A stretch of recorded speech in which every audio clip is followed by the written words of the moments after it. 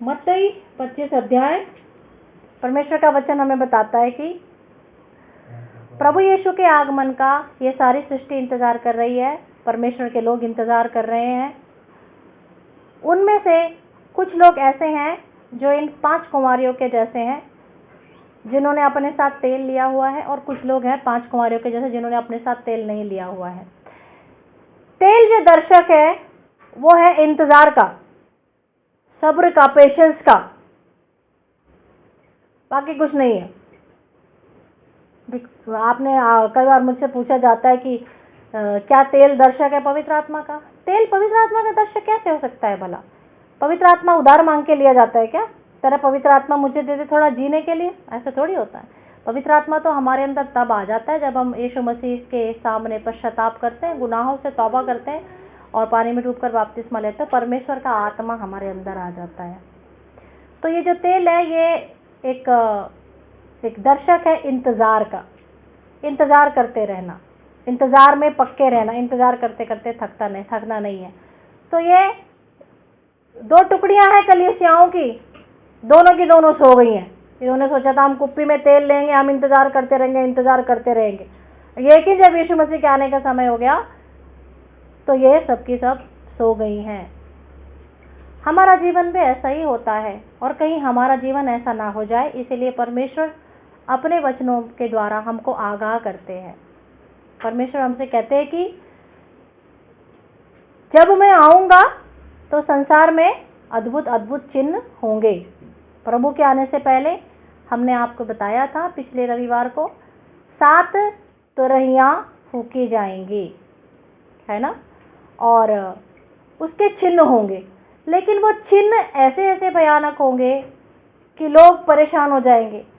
भला आकाश से अग्नि बरसेगी, जानवर मरेंगे, पेड़ पौधे, जहाज के जल जंतु, जहाज नष्ट हो जाएंगे, अलग अलग तरह के विचित्र प्राणी हवाओं में नजर आएंगे।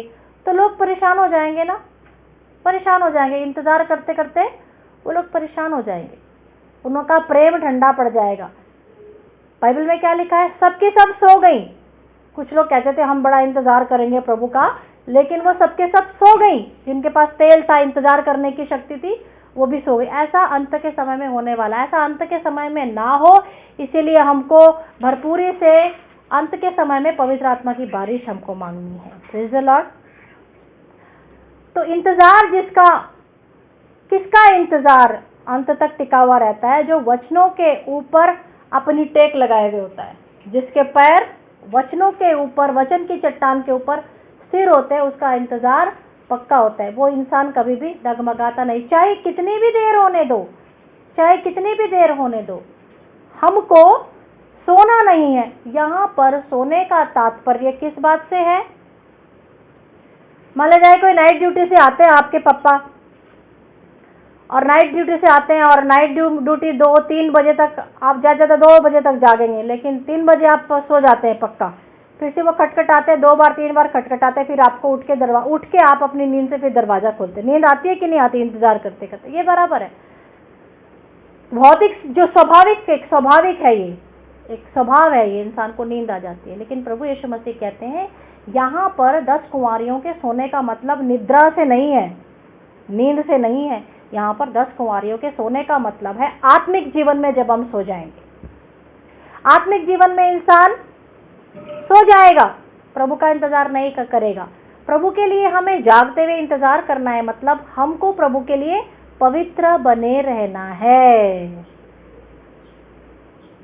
बाइबल के अंदर नीति वचन 7 के अंदर एक स्त्री है, उसके बारे में लिखा है कि वो स्त्री बड़ी धोखेबाज थी।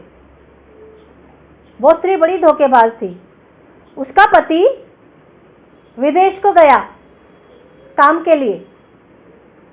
उसकी पत्नी को पता था कि मेरा पति अभी विदेश से जल्दी आने वाला नहीं है, इसलिए वो किसी को पकड़ती है, किसी पुरुष को ढूंढती है। वो कहती है मेरा पति तो बहुत दूर गया है और काफ़ी दिनों के बाद आएगा, तू मेरे घर में आ जा और ये समय तक तू मेरे साथ रंगरलियां बना, क्योंकि अभी मेरा पति घर में नहीं है। और वो उस समय में अपने चरित्र को खराब करती है।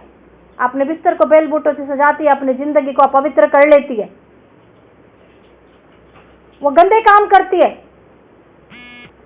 बाइबल में ऐसा लिखा है कि हमारा जीवन उस स्त्री के जैसा नहीं होना चाहिए। हमारा पवित्र पति प्रभु यीशु मसीह है, वो आने वाला है, हमको पता है।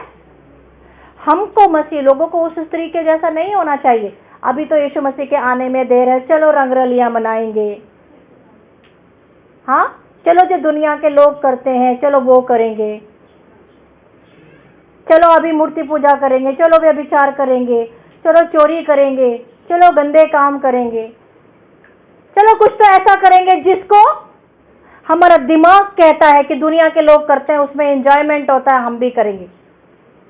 अगर हमको पता है कि हमारा पति यीशु मसीह है, पवित्र पति हमारा यीशु मसीह है, तो फिर क्या हमें उनका इंतजार नहीं करना चाहिए? करना चाहिए ना। तो फिर हम पाप नहीं करेंगे, हम उसकी एब्सेंस में गलत काम नहीं करेंगे। अरे कल आएगा, परसों आएगा, ना जाने कब आएगा। बाइबल कहते हैं उस स्त्री का जो वेश था ना, वो वेश्या के जैसा था, जो 7वें वचन नीति वचन में लिखा है। वो वेश्या नहीं थी। अगर वो वेश्या होती तो उसमें लिखा होता कि वो वेश्या है, लेकिन उसने अपना वेश बना लिया वेश्या के जैसा। पति नहीं है घर में रंगरलियां मनाने का। परमेश्वर का वचन कहता है प्रकाशित वाक्य के अंदर, व्यभिचारी लोग जो रहते हैं, चोरी करने वाले, खूनी, हत्यारे, मूर्ति पूजक जो रहते हैं, बलिदान चढ़ाने वाले, लहू बहाने वाले लोगों का स्वर्ग के राज्य में बिल्कुल भी प्रवेश नहीं है। यहाँ पर भी अगर ऐसे काम करते हैं तो यहाँ पर भी क्या परमेश्वर हमारे साथ रह सकता है? हमारे साथ परमेश्वर नहीं रह सकता। इसीलिए परमेश्वर का पवित्र आत्मा हमको बार बार कहता है, ऐसे गलत काम करने से अब तो हमको मन फिराना चाहिए, क्योंकि प्रभु यीशु बादलों के ऊपर आने वाले हैं। मम्मी नहीं देख रही है, पापा नहीं देख रहे, दीदी नहीं, भैया नहीं देख रहे, चलो गलत काम करेंगे। ये कमिटमेंट नहीं होता।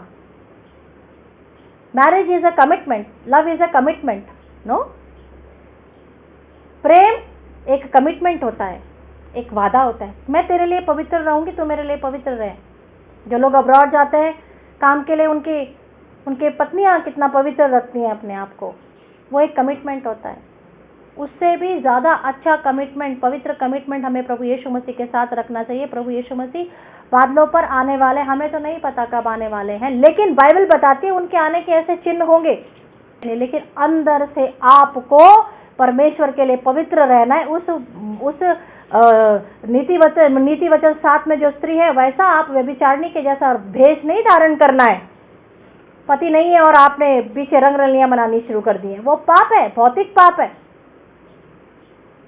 पति हमारा यीशु मसीह है, उनके लिए हमें पवित्र रहना है, पाप के कामों में नहीं अपने आप को हमें डुबा देना है। मत्ती 25 में ये सारी की सारी स्त्रियां सो गई, इन्होंने इंतजार नहीं किया। जो जो एक एक घटनाएं दुनिया के अंदर दिखाई देंगी ना, उसमें इंतजार करने की शक्ति, सब्र की शक्ति खत्म हो जाएगी।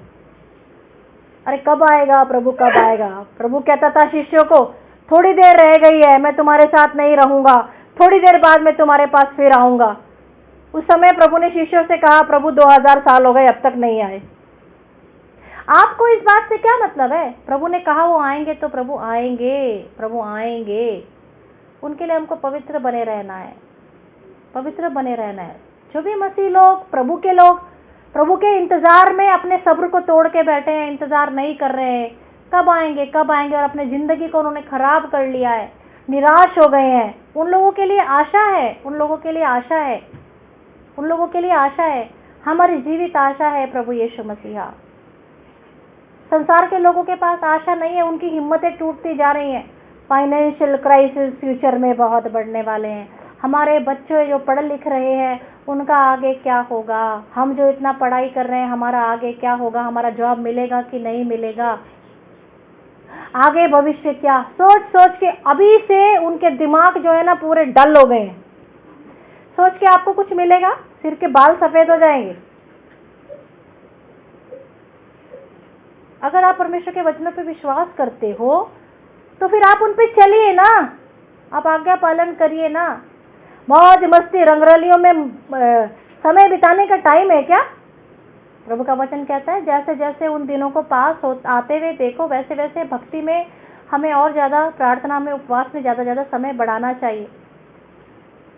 3 तरह की औरतें हैं, जो इंतज़ार, जिनका उद्धार हो गया, जिनका उद्धार हो गया और उनके पास इंतज़ार करने की शक्ति नहीं है, बस हमारा उद्धार हो गया। कुछ ऐसी औरतें हैं जिनको उद्धार हो गया, उनको थोड़ा इंतज़ार करने की शक्ति थी, कुप्पी में थोड़ा सा तेल था। और कुछ ऐसी औरतें हैं नीति सूत्र 7 के जैसी, यीशु मसीह आने वाले हैं, पति आने वाला है, इंतजार है कि वो आएगा, लेकिन अपने जिंदगी को रंगरलियों में हम उड़ा रहे हैं। 3 तरह के हैं मसीह लोग। इन तीनों को भी प्रभु पसंद नहीं करता है, हम तीनों को भी प्रभु पसंद नहीं करता है। धीरज रखो, इंतजार करो, प्रभु के आगमन के लिए इंतजार करो। ये कोई झूठी झूठी 3 घंटे की मूवी थोड़ी चल रही है, ये तो सत्य है। सत्य हमें पता है, हमें निराश नहीं होना है। हमारी आशा, जीवित आशा प्रभु यीशु मसीह है, उनके लिए इंतजार करना है। अगर हमें निराश हो गए तो दुनिया को आशा कौन देगा? परमेश्वर उन लोगों से प्रसन्न होते हैं जो लोग उनकी इंतजार करते हैं, अपने आप को परमेश्वर के लिए पवित्र रखते हैं। चातक एक पक्षी होता है, वो वर्षा की पहली बूंद से अपनी प्यास को बुझाता है। चातक पक्षी के समान हमको होना चाहिए। परमेश्वर के दर्शन से ही हमें हमारी प्यास बुझनी चाहिए, तब तक हम प्रभु के लिए इंतजार करना चाहिए। हालेलुया।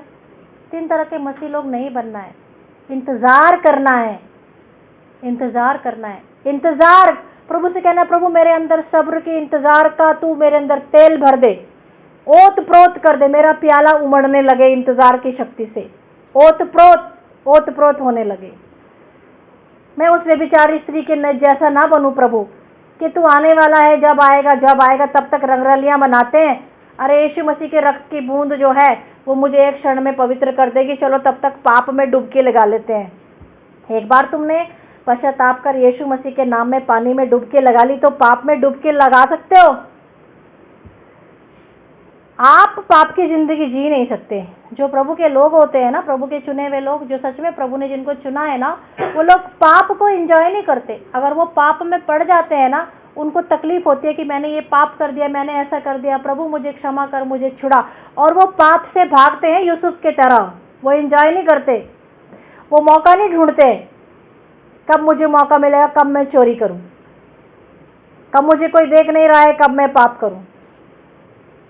स्वर्ग तो बहुत बड़ी चीज है, बहुत बड़ी चीज है। यहीं पे आपको अपने जीवन को स्वर्ग बनाना है। कैसे बन सकता है हमारा जीवन यहाँ पे स्वर्ग? जब हम प्रभु के साथ कपट रहित रहते हैं, जब हम प्रभु के साथ ईमानदारी से रहते हैं, तब हमारा जीवन होता है। यीशु जल्दी आने वाला है, तैयारी करो प्रभु के लोगों। कैसी तैयारी करनी है? पवित्र रहना है। वचन सुनते हैं, एक स्टोरी के जैसे सुनते हैं, फिर बस छोड़ देते हैं, लेकिन हम उसको मनन नहीं करते। 3 तरह की स्त्रियों के जैसे नहीं।